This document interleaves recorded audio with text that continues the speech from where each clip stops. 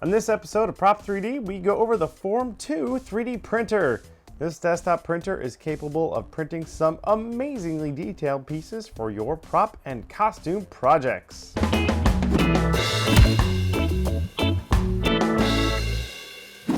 Hey gang, welcome to Prop 3D, your look into the world of 3D printing for prop and costume making. I'm Bill, and today we're diving into this guy back here. This is the Form 2 SLA resin 3D printer. Now, back a couple months, I went to Maker Faire and I met the wonderful people over at Form 2, and I was quite frankly blown away by the machine, this guy right here, and the amazing stuff it can do. And I talked to them and I convinced them that you guys, our prop and costume making wonderful community, would be interested to see what this machine can do for us. And they agreed. So they sent me this guy here to try out and put it through its paces and see what we can make it do for our creations. So in the past, the printers we've used are FDM printers. They're basically a hot glue gun that melt plastic and kind of poop it out in a pattern. This guy here is quite a bit different. Instead of having plastic that it extrudes, it's got a bath of resin, and then it's got a platform that dunks into that resin. Your 3D printed piece clings to it, and while it's dunking into the resin, there's a laser that zaps it to cure a little bit of resin for each layer. That resin comes in a jug that slides into the back of the machine. From that jug, it's pooped down into a removable tray, and that tray can be swapped out for different colors and different types of resin. This is a feature that I really like.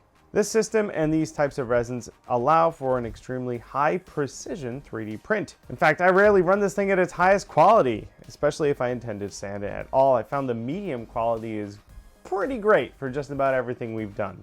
It's important to note that the resin is UV reactive, hence the orange force field around the printing area. That also means that once a print is finished, some of the different resins need to be post-cured in UV light. So you can make a little box with a nail curing thing, or you can put it outside in the sun. We will cover some of those other types of resins in future videos, but today we're going to cover some of the basics.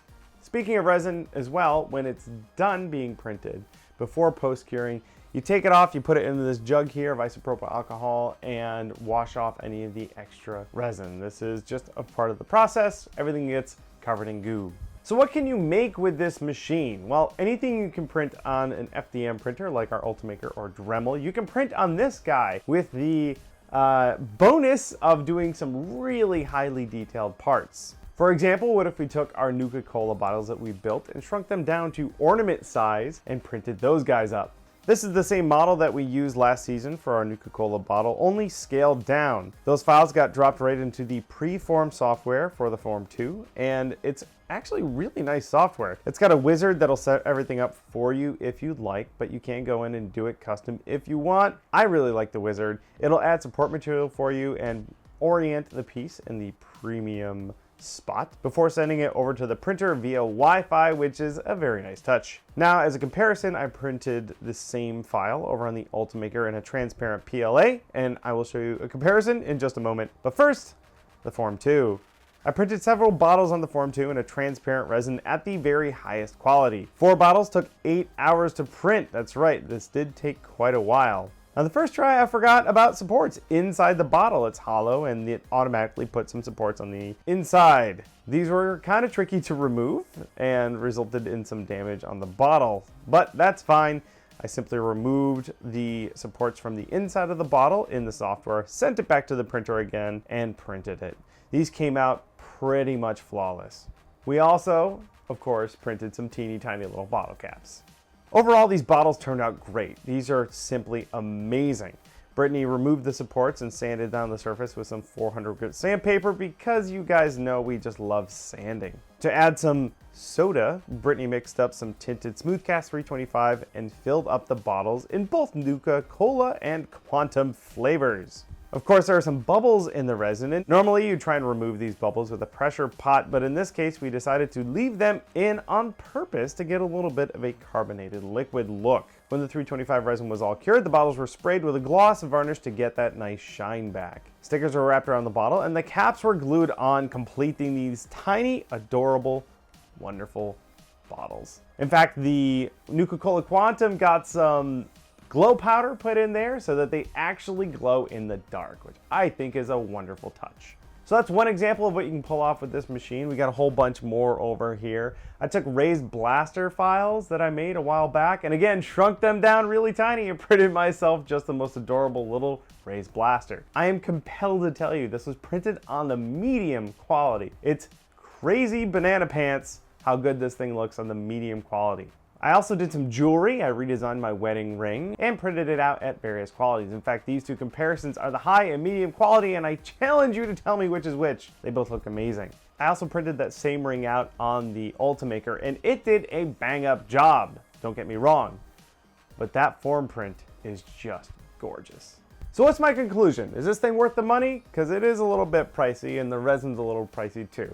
And I have to admit, that I have fallen in love with this machine. It's really great, and for the specific things I need it to do from time to time, it is unbeatable. For example, I'm doing some detailed knurling on some knobs for the Boolean Gemini, and an FDM printer just won't do that kind of detail. I've tried, it doesn't work, but look at this thing. It's gorgeous. Does that mean I'm going to print the entire Boolean Gemini on the Form 2? No, absolutely not. There is always going to be a place for these wonderful FDM printers like the Ultimaker and the Dremel behind me. They print a lot faster, and for doing bigger prints, it makes way more sense. However, you can utilize this machine in a lot of different ways. Our friend Bindi Smalls is putting together an entire Diva costume, and I think she's doing just about every piece of armor on the Form 2 and Diva's gun. Again, not necessary, but for the time savings you get in the finishing department, boy, is it wonderful. So they're letting me keep this machine for a little while longer, and we have a couple more projects coming up that we will be utilizing it to show off for you guys. For example, my little Mad Max RC car needs some custom tires, and that's right, this thing will print rubber. So that'll be in a future video. Also, there's a castable material which is used for like a lost wax metal casting for doing jewelry, and we'll have a video on that coming up as well. So look forward to that. And of course, we have a whole bunch more videos coming your way. We're going to be working on that Boolean Gemini scout rifle from Destiny a little bit. Those will be coming out in the next couple weeks, along with a couple more special treats. We had a bunch of 3D printing people at my house last weekend, and we filmed a bunch of stuff. Hey gang, thanks so much for watching the video. If you're new to the channel, hit subscribe. We have a whole lot more coming out. In fact, on Fridays, we do our 3D printing videos, and on Mondays, we're doing more traditional prop and costume making stuff. You don't want to miss any of that. If you've been enjoying the videos and want to give us a helping hand, head on over to patreon.com/punishedprops. Consider throwing us a little bit of coin. Thanks again, and happy printing. We'll see you on the next episode.